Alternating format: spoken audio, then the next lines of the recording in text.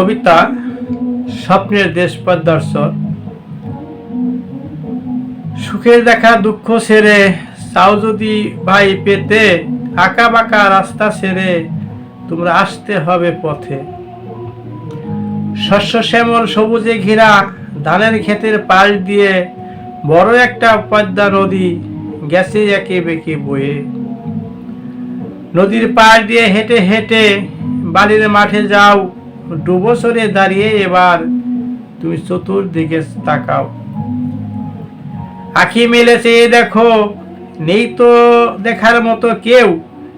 দমকা হাওয়া ফুটে উঠছে অনেক ঢেউয়ের পরে ঢেউ। ঘোড়ার গাড়ি গরুর গাড়ি তুমি উঠতে যদি চাও, স্বপ্নের দেশে বেরিয়ে আসো আর যেথায় যেতে চাও।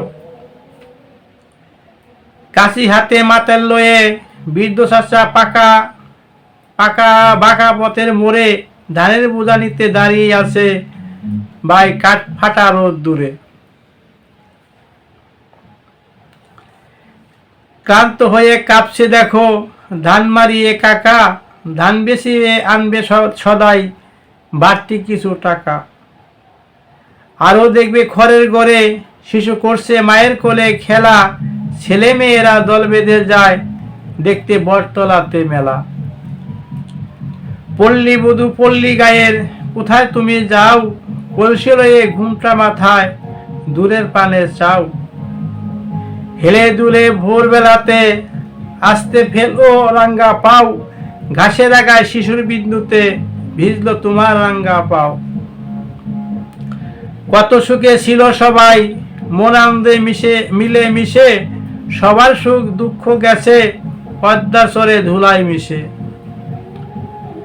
স্বপ্ন ছেড়ে উঠো জেগে একবার চোখ মেলে চাও, ধুয়ে নিও ধুলাবালির পদ্মার পানিতে পাও। কারণ পদ্মার পারে আমি মাঝে মাঝে যাই, ডুবন্ত চর পেরিয়ে আবার চরে উঠি, কিন্তু ওখানে কি কি দেখা যায়? শুধু দমকা হওয়া ঢেউ, ঢেউর পর ঢেউ উঠে, কিন্তু সেই ঢেউয়ের নিচে পায়ের নিচে যে কত বাড়িঘর ছিল, কত স্বপ্ন ছিল মানুষের, সেগুলো সবই ধুলার চরে বালির চরে মিশে গেছে। তাই এই কবিতাটা আমি যখন লিখি সেই পদ্মার পারে দিকে অনেক চিন্তা ভাবনা করতাম যে স্বপ্নের দেশের দিকে যেতে চাও তাহলে চোখ বুঝে স্বপ্নের দেশে যাও। কারণ হলো আগে ঘোড়া গাড়ি ছিল, গরু গাড়ি ছিল, এখন আর সেগুলো নেই বা নাই। তাই কেউ যদি সেগুলো দেখতে চাও তাহলে স্বপ্নের দেশে যেতে হবে চোখ বুঝে। কিন্তু ওখানে দেখতে পারবে ওই জায়গায় যে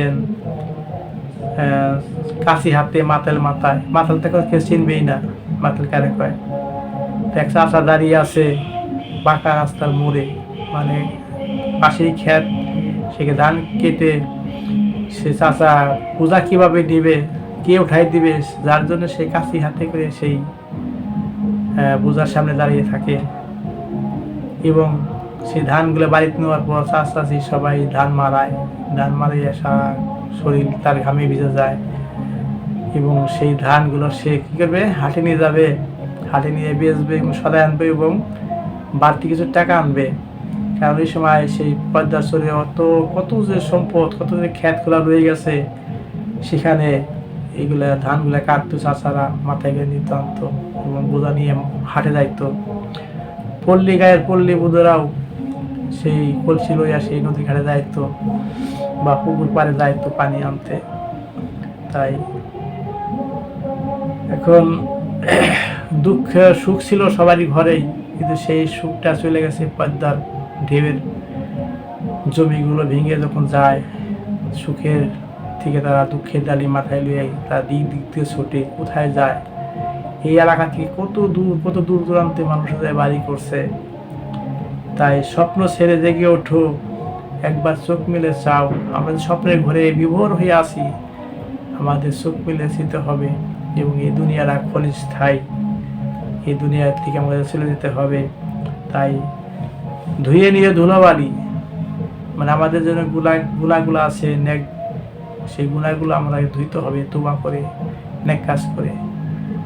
তাই ধুয়ে নিয়ে ধুলাবালির পদ্মার পানিতে পাও, তো এই দুনিয়াতেই আমাদের এগুলো ধুয়ে ধুয়ে মুছে যাইতে হবে, যাতে আমরা নেক নিয়ে গুণাগুলো ধুয়ে আমরা যাতে দুনিয়া আখিরাতে যাইতে পারি, সেটা আমাদের চিন্তা করতে হবে।